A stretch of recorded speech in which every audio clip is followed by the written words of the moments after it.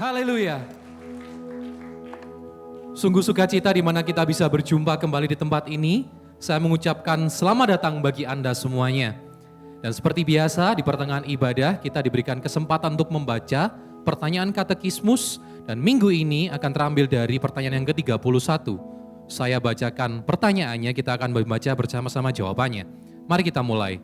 Apakah kita percaya dengan iman yang benar? Bersama, semuanya sudah diajarkan pada kita dalam Injil. Pengakuan iman rasuli mengungkapkan yang kita percayai melalui kalimat-kalimat berikut ini. Aku percaya kepada Allah, Bapa yang Maha Kuasa, pencipta langit dan bumi, dan kepada Yesus Kristus, anaknya yang tunggal Tuhan kita, yang dikandung dari Roh Kudus, lahir dari anak darah Maria, menderita sengsara di bawah pemerintahan Pontius Pilatus, disalibkan, mati dan dikuburkan, turun dalam kerajaan maut.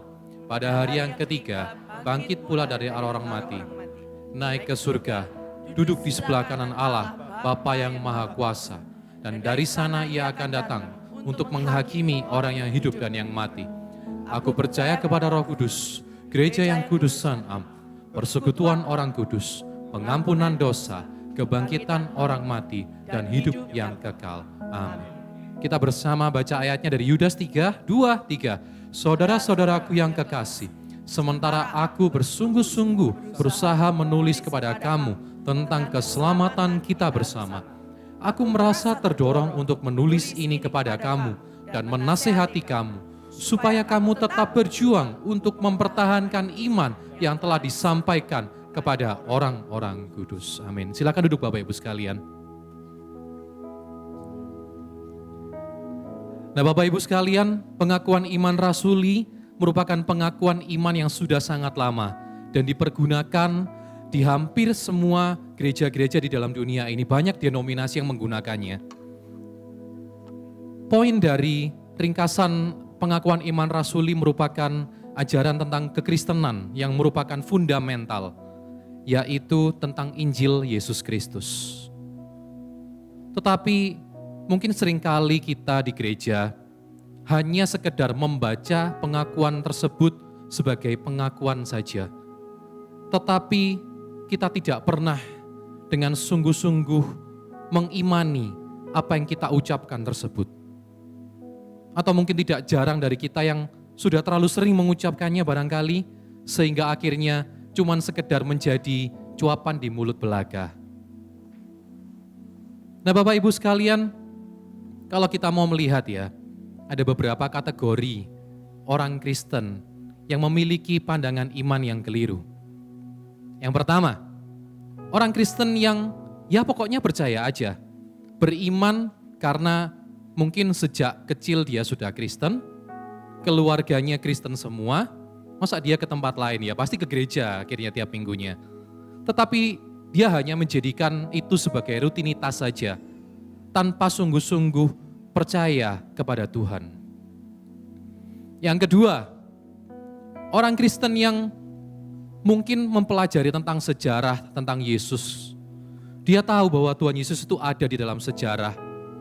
Dia tahu bahwa Yesus memang lahir di dalam dunia ini. Tetapi secara pribadi, dia tidak pernah memiliki relasi pribadi dengan Tuhan yang intim.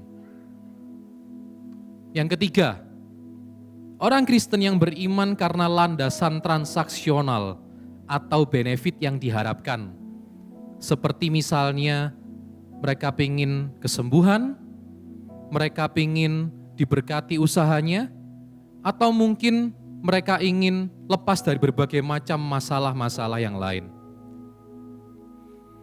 Ketika kondisi kehidupan mungkin berjalan dengan baik, kita mungkin melihat ya mereka biasa-biasa aja, mereka Kristen yang memiliki iman menurut kacamata kita.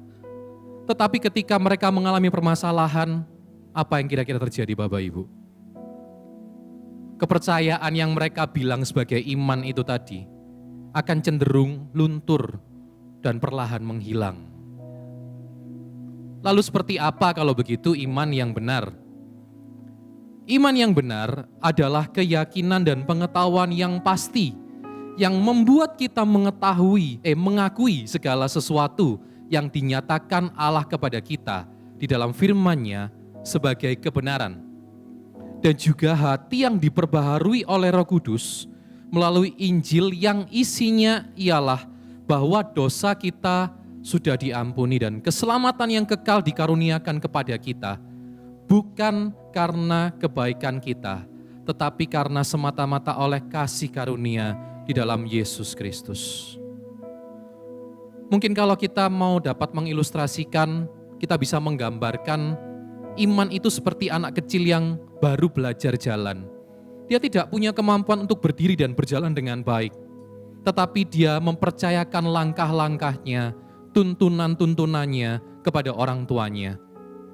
Atau mungkin bisa digambarkan kepada mungkin kita menjadi seorang pasien, kita mempercayakan obat yang diresepkan dari dokter yang merawat kita. Nah ini Bapak Ibu, iman yang benar bukan hanya sekedar mempercayai Kristus di mulut atau menyetujuinya secara akal saja. Tetapi iman yang benar adalah menyerahkan diri kita sepenuhnya, seluruh hidup kita, menjadikan Tuhan Yesus sebagai Raja yang bertahta di dalam kehidupan kita. Mari saya undang kita semua untuk mau bangkit berdiri Bapak Ibu.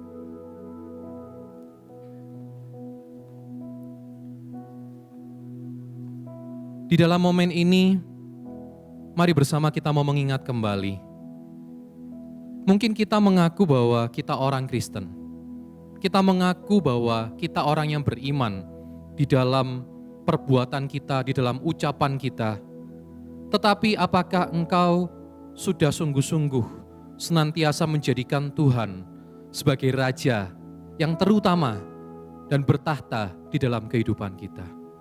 Mari sama-sama kita tundukkan kepala kita. Kita mengaku dosa-dosa kita di hadapan Tuhan.